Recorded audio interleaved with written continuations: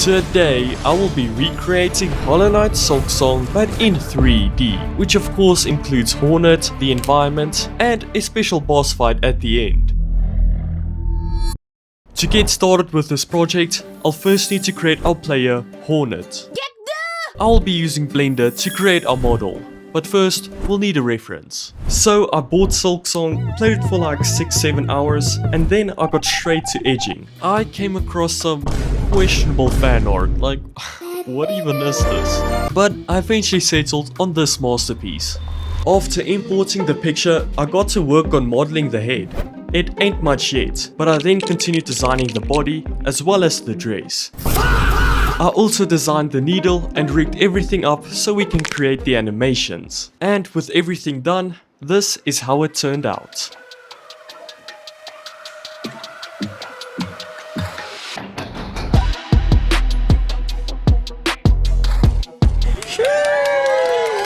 I'm extremely happy with how it looks, but now we can dive into the animations.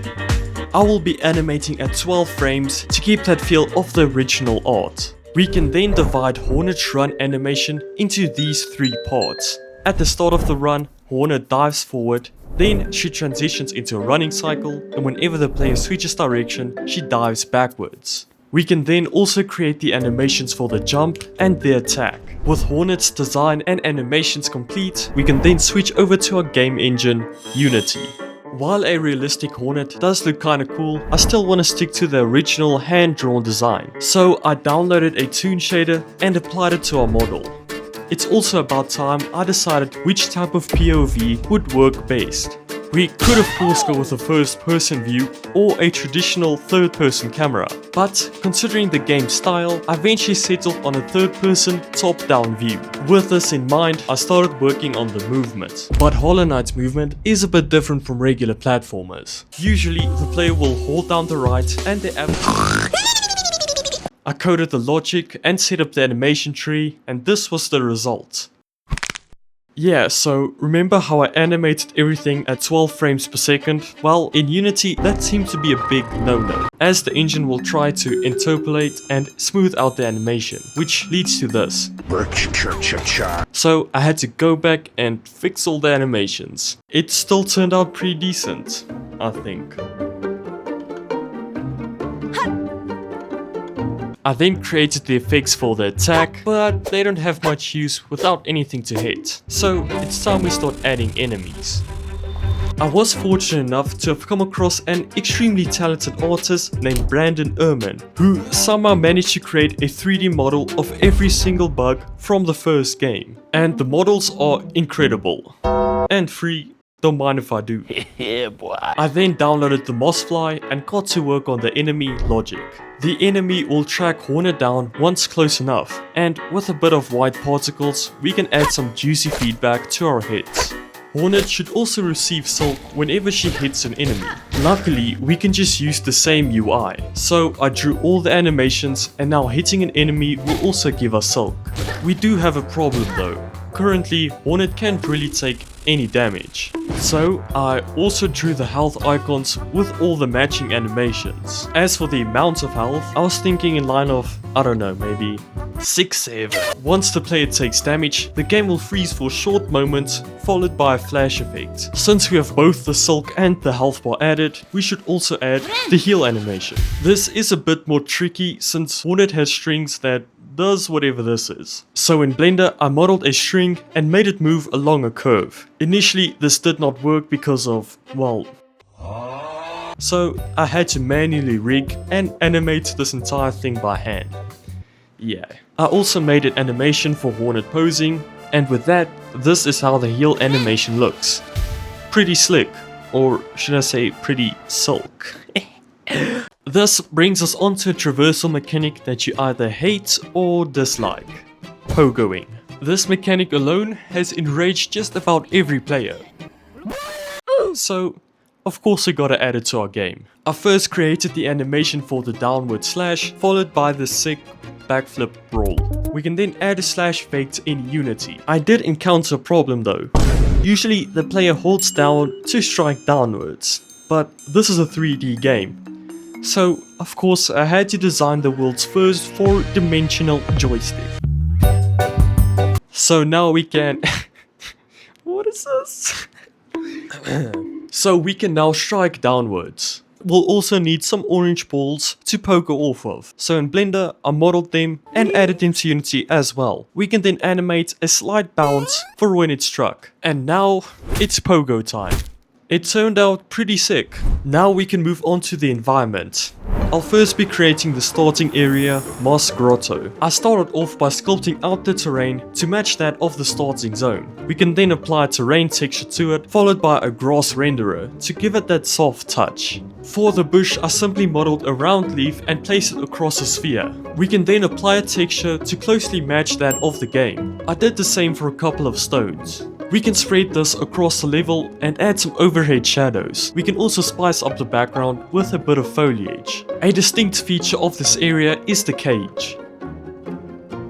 We can then add this to our scene and add a bit more foliage. For the final touches, I added a couple of particles, which gives the map a bit more ambient. I also added the flowing water in the background, and this is how it turned out.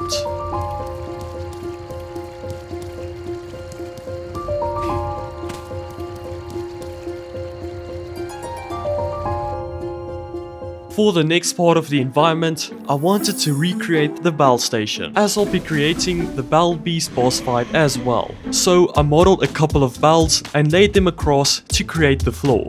We can add some to the side and block off the arena. I also modeled a cave to surround the level. Then in Unity, we can add a sunlight to light up the scene. It does look pretty bland, but we can spice this up with a bit of post-processing. We'll first need to bake our lighting, which simulates it bouncing around the scene for a more realistic result. I also want to add volumetric rays to our scene, but by default our project doesn't support it. Fortunately, there are smart people who already provided a solution, so we can just yoink this code and add it to our project. And this definitely takes our scene to a whole new level. We can then again add particles. We can also see this aurora effect behind the bells, which are also added. It's starting to look pretty good. As a final touch, we can add the bells hanging from the roof. But that finalizes the Bell Station. We can now move on to the Bell Beast. At first I tried to model the beast in Blender, but that was until I came across a model made by Emma Daldigan, which again looks amazing and saves us a bit of time. And so I rigged it in Blender and started making the animations for all the different attacks. The beast will start off in its idle state where it's wrapped up in silk, unable to attack. I recreated the pose and added the silk wrapped around its body, which deforms as the beast shakes about. It's also at this point that I decided to make the arena round. We can then place the beast in its spot, and once the player strikes it, the fight will start.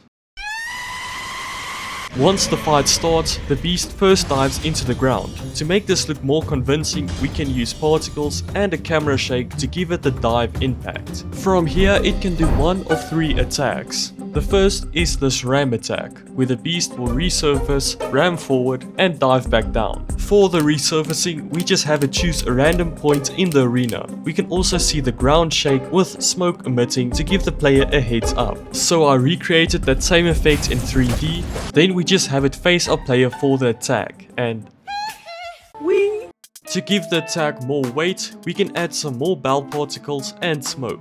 The second attack is a dive through the air. We can use the effects from the previous attack to work here as well. With the final attack, it resurfaces at the center of the arena and throws bells to damage the player. With everything added, this is the boss fight.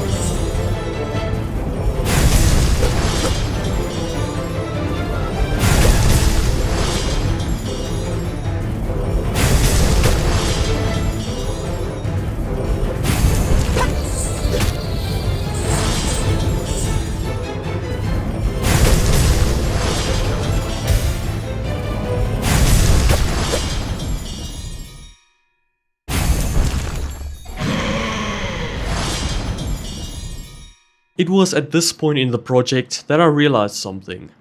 Sometimes 3Ds aren't better than 2. Wait.